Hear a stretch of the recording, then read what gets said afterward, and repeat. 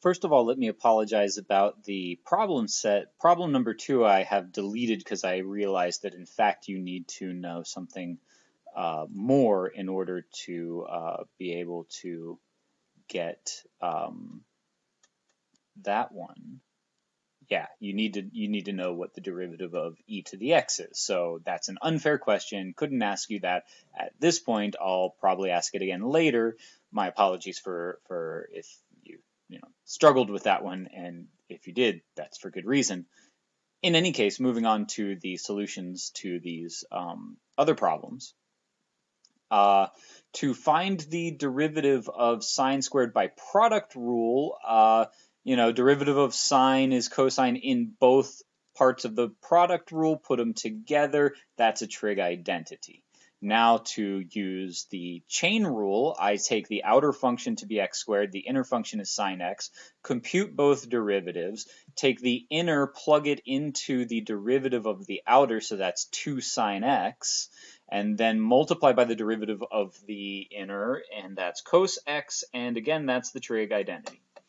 Now for sine x over x, I already did the reciprocal trick in a video just a bit ago, and the quotient rule would have me take the derivative of the numerator times the denominator minus the derivative of the denominator, which is 1 in this example, times the numerator, and all divided by the denominator squared. So this is the answer.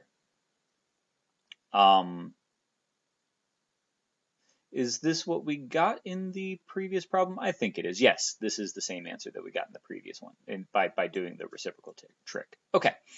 Now, to do this by chain rule, we would take the outer to be sine, inner is 2x, outer prime is cos, inner prime is 2.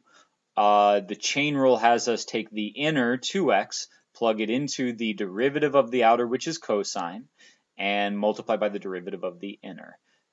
If we use the trig identity, then we would say that sine 2x is 2 sine x cos x, and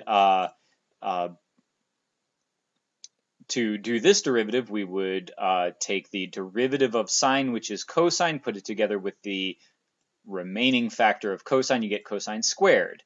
And by similar thinking, you get minus sine squared. A trig identity tells you that cosine squared minus sine squared is equal to cos 2x. Okay. The derivative of secant. Secant is 1 over cosine. By the quotient rule, you take the derivative of the numerator, but that's 1, times the denominator, but whatever. Or sorry, the derivative of the numerator is 0, so it just vanishes. You multiply that by the denominator, but that doesn't matter because you're multiplying by 0, so it stays 0.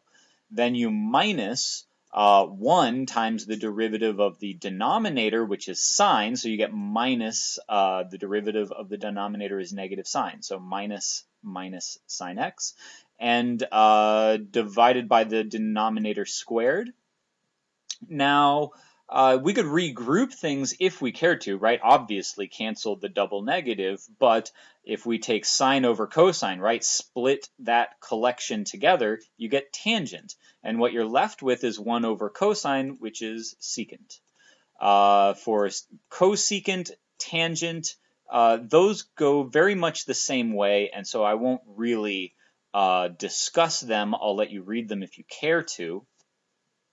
But the next one that is kind of newish is to take a product of two really ugly high degree polynomials.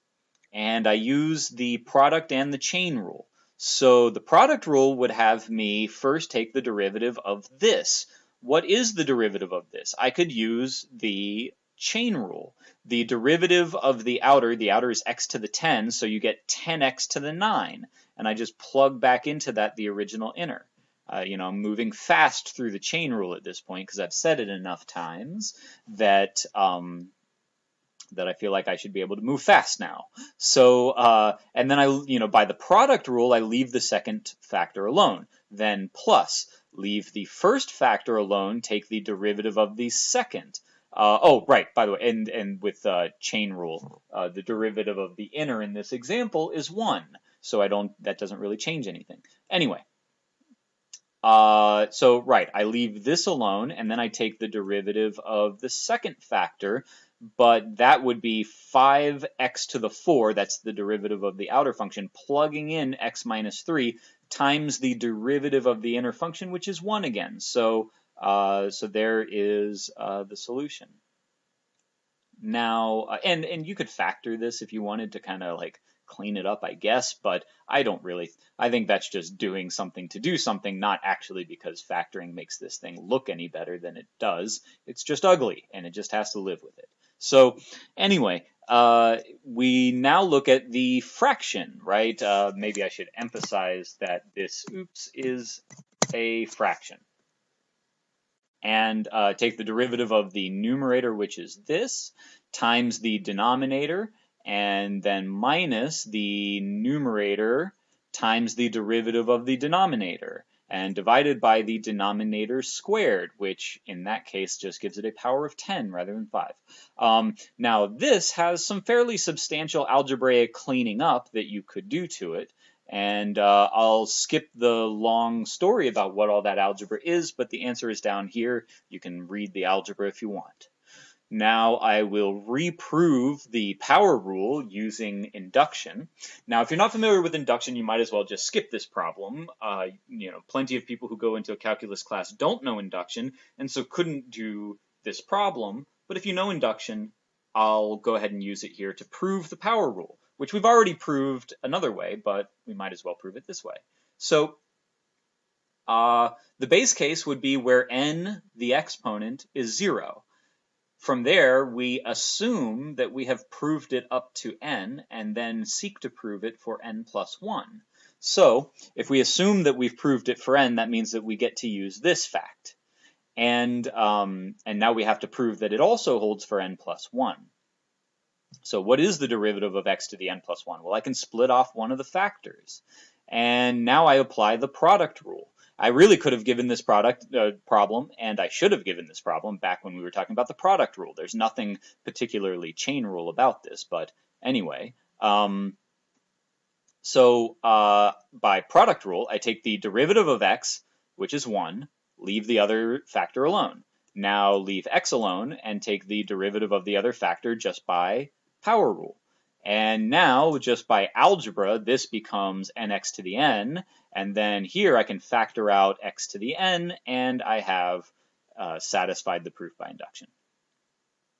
Finally, we find the derivative of 1 over x using the quotient rule. Well, I'll just talk through it quickly. You take the derivative of the numerator, which is 0, and so that's that. I don't even have to finish the rest of that term, but then minus the numerator times the derivative of the denominator, so that's just 1 times 1. So you get minus 1 on top. The bottom is x squared, and this is exactly what we said. The derivative, I guess you could, you might still be perplexed. This is the same thing as x to the, or minus x to the negative 2. So, in fact, they are the same thing.